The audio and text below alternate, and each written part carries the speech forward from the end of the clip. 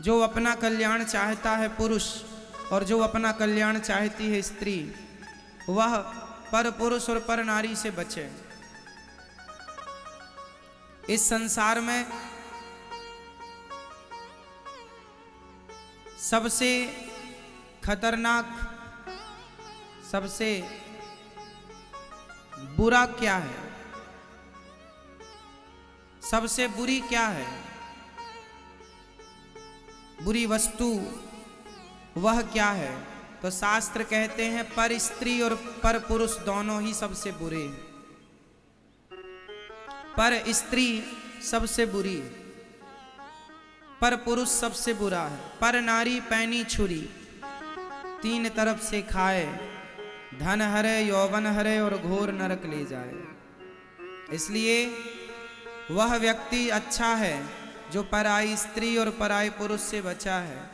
इसलिए आपको भी इस बात का ध्यान रखना चाहिए कि हम किसी पराई स्त्री के चक्कर में बिल्कुल ना पड़ें, किसी पराई पुरुष के चक्कर में ना उलझें, क्योंकि जीवन भर आदमी नाम इज्जत कमाता है और एक जरा सी गलती में वो नाम इज्जत मिट्टी में मिल जाता है।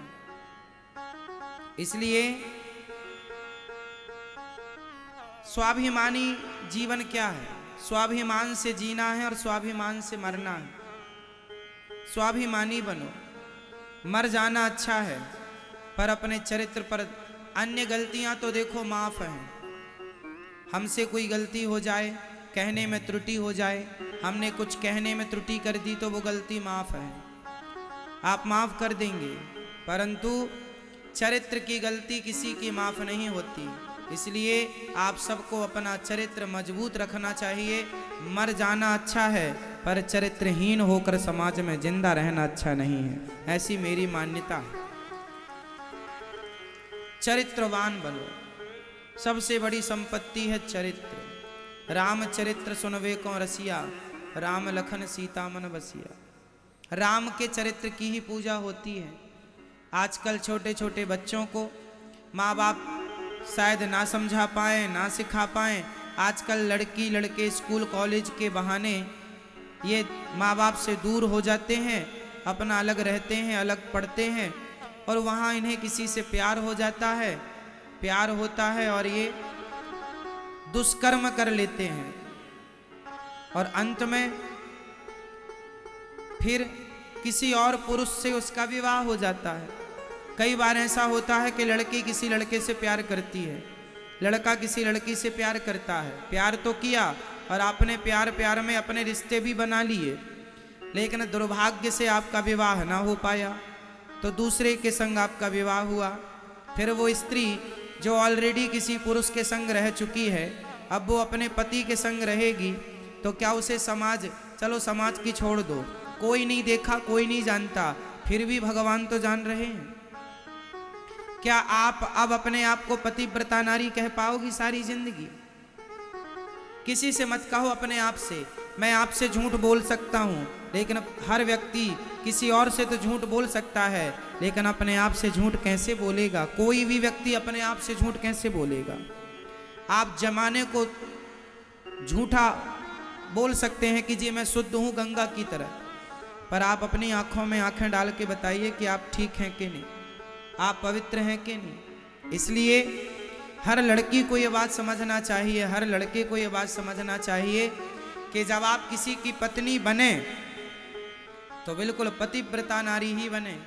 जो पत्नी अपने पति के अतिरिक्त स्वप्न में भी, अब आप तो शादी के पहले ही संबंध बना चुके हैं किसी से, तो ये व्यवहार तो किसी वैश्या का हो सकता है, पतिव्रता नारी के ये लक्षण नहीं है, ये पतिव्रता नारी नहीं हो सकती। यदि आपने किसी और से संबंध बना लिया और फिर आपने शादी की, तो फिर आप समाज की नज़र में तो भले अच्छे हैं, क्योंकि किसी को कुछ ज्ञान है नहीं, पता नहीं, पर उस ईश्वर की नज़र में तो आप एक वैश्या ही हैं, क्योंकि ये कृत्य तो एक वैश्या का है। इसलिए कुछ गलतियां ऐसी हैं जो माफ नहीं है। खासकर रावण ने एक ही तो गलती की, सीता मां को उठा कर ले गया। रावण ने कोई माता सीता के संग जोर जबरदस्ती थोड़ी की थी।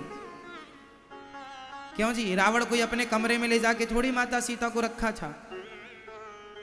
रावण ने केवल माता सीता का हरण किया, उनकी मर्जी के बिना ले जाके कमरे अशोक वाटिका में रखा।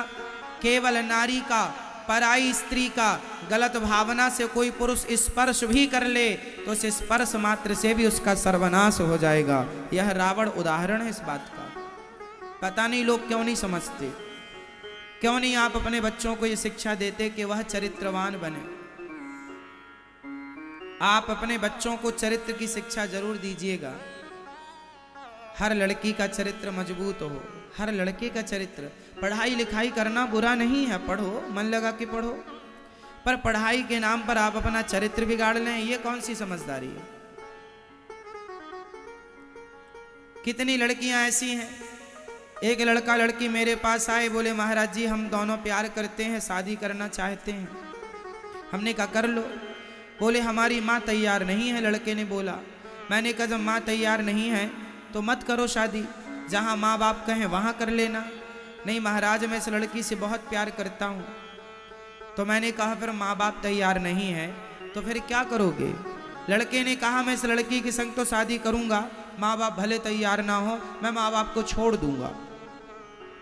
मैंने उस लड़की की तरफ देखा और मैंने कहा बहन देख रही है, जिस माँ बाप ने इसे पाल पोस कर बड़ा किया, जिस माँ ने इसका मलमूत्र धोया है, 9 महीने पेट में रखा है, ये अपनी माँ का सगा ना हो सका जिसने इसे जन्म दिया है, ये तेरा सगा क्या होगा? इसके चक्कर में ना पड़। जो अपने माँ बाप का ना हो सका वो तेरा क्या होगा? लड़कियों को लगता है अरे इसने तो हमारे लिए माँ बाप छोड़ दिए। नहीं, उसने इसलिए छोड़ दिया क्योंकि वो नालायक है, क्योंकि वो जानता नहीं कि माँ का बलिदान कितना श्रेष्ठ होता है बच्चे के लिए। ये लड़की 4 साल से तुम्हें मिली है, 4 साल के प्यार के लिए माँ का 20 साल 25 साल का प्यार छोड़ दिया। बताओ आपका पहला प्यार क्या है? आपका पहला प्यार कौन है? आपका सबसे मेरा सवाल बताइए, आप सबका पहला प्यार कौन था? बोलो, आपने पहली बार किससे प्यार किया था? चाहे लड़की हो चाहे लड़का हो, पहली बार वो अपनी माँ से ही प्यार करता है। क्यों, ये बात सही है? बोलो हाँ। हर बच्चे का, बच्चे में बच्चियां भी आ गई, बेटियां बेटा सब आ गए, हर बच्चे का पहला प्यार माँ होती है। और लोग कहते हैं पहला प्यार भुलाया नहीं जाता, तो कहाँ गए वो लोग जो अपने पहले प्यार को भुला करके किसी लड़की और लड़के के संग भाग गए और अपनी माँ को सदा के लिए छोड़ दिया? तो ये पहले प्यार को ही तो भूल गए। माँ ही पहला प्यार होता है हर बच्चे का, इसलिए अपनी माँ का कभी दिल नहीं दुखाना चाहिए, अपनी माँ का सदा आदर करना चाहिए, सम्मान करना चाहिए। जहाँ माँ बाप कहें कोई लड़का पसंद है आपको, कोई लड़की पसंद है, बता दो। माँ बाप को लगेगा कि योग्य है तो शादी कराएंगे, आपके योग्य नहीं है। आप बेटा वर्तमान की जानते हो, भविष्य बड़ा होता है। शादी, आप तो केवल शादी करना चाहते हो, प्यार करते हैं शादी, केवल शादी ही सब कुछ नहीं होता। शादी के बाद आने वाली जो आपकी संतान है वह कैसी हो, समाज कल को आपको बच्चे, कल आपके बच्चे जब समाज में जाएंगे तो उन्हें क्या सम्मान मिलेगा? अरे इसकी माँ तो भाग के आई थी। आपके बच्चों को भी ताना सुनना पड़ेगा, तेरी माँ तो भाग के आई थी, भाग के तेरी माँ ने शादी की थी, तेरे पापा तो भाग के शादी किए थे, माँ कोई और है पिता कोई और है, ये तो वर्ण संकरी है। समाज में सम्मान नहीं मिलता ऐसे लोगों को, इसलिए आप श्रेष्ठ बने। जात समाज से भी श्रेष्ठ हो, कर्म से भी श्रेष्ठ हो, श्रेष्ठ बने सब प्रकार से। किसान खेत में बीज बोता है ना, समझिएगा, किसान खेत में बीज बोता है तो जो फसल स्वयं काटता है वो बीज नहीं बोता, सोसाइटी से अच्छी क्वालिटी का बीज लाता है किसान और फिर खेतों में बोता है, क्योंकि जितना अच्छा बीज बोएगा उतनी अच्छी फसल आएगी। बस यही है, माँ बाप जितने संस्कारी होंगे उतने अच्छे संस्कार का पुत्र पैदा होगा। माँ बाप वही है, एक खेत है एक बीज है, और फिर फसल है संतान। फसल कौन है? फसल कौन है? संतान। अब आप जैसे होंगे फसल वैसी होगी। कई बच्चे बिगड़ जाते हैं। क्यों बिगड़ गए? क्योंकि कहीं ना कहीं गलती माँ बाप की है। बच्चों के बिगड़ने में गलती किसकी? आप लोग तो एक ही गाना गाती हो, महाराज हमारा बेटा सुनता नहीं है। यदि आपका बेटा नहीं सुनता तो आप असफल माँ बाप हो। आपका बेटा आपके कहने पर नहीं चलता सही रास्ते पर तो आप असफल माँ बाप हो। अरे एक मदारी भी बंदर को वश में कर लेता है, बोलो हाँ या ना? एक मदारी भी बंदर को वश में कर लेता है। सर्कस का मालिक शेर को वश में कर लेता है, हाथी को वश में कर लेता है। जब हाथी, शेर और बंदर को वश में किया जा सकता है तो तुम कैसे माँ बाप हो अपने बच्चों को अपने वश में ना कर पाए? इसका मतलब आप असफल माँ बाप हैं। यदि आप ये कहते हैं कि महाराज मेरा बेटा मेरी नहीं सुनता, तो ये आपकी कोई उपलब्धि नहीं है। आपको ये आपकी हार है, नाकामी है, आपकी अज्ञानता है। आपने अपने बच्चों को वो संस्कार दिए नहीं जो आप देना चाहिए था। आपको माँ बाप के द्वारा बच्चों को ऐसे संस्कार दिए जाएं कि बच्चे कभी रास्ता भटकने के पहले लाख बार सोचें कि हम ये रास्ते पर चलेंगे तो उसका परिणाम क्या होगा। कोई भी रास्ता पर चलने के पहले उसके परिणामों पर नज़र जरूर रखनी चाहिए कि हम ये काम करेंगे तो इसके परिणाम क्या होंगे।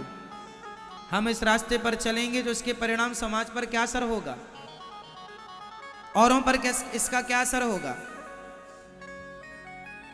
ये दास अनिरुद्ध, यदि मैं शराब पीने लग जाऊंगा तो बताओ मेरे शराब पीते ही हमारे देश के तमाम वो लोग शराब पीने लग जाएंगे जो नहीं पीते कि अरे अनिरुद्धाचार्य जी पीते हैं तो हम भी पिए। मेरे एक गलत निर्णय से मेरे संग 1000 लोग गलत निर्णय ले सकते हैं और मेरे एक सही निर्णय से 1000 लोग सही निर्णय ले सकते हैं। इसलिए ये मेरी जिम्मेदारी है कि मैं किस रास्ते पर चलूं और अपने अनुयायियों को किस रास्ते पर चलाऊं। ये मेरी जिम्मेदारी है। पिता श्रेष्ठ है तो आप श्रेष्ठ हैं तो आप सही रास्ते पर चलें और अपनी संतान को उसी रास्ते पर चलाएं।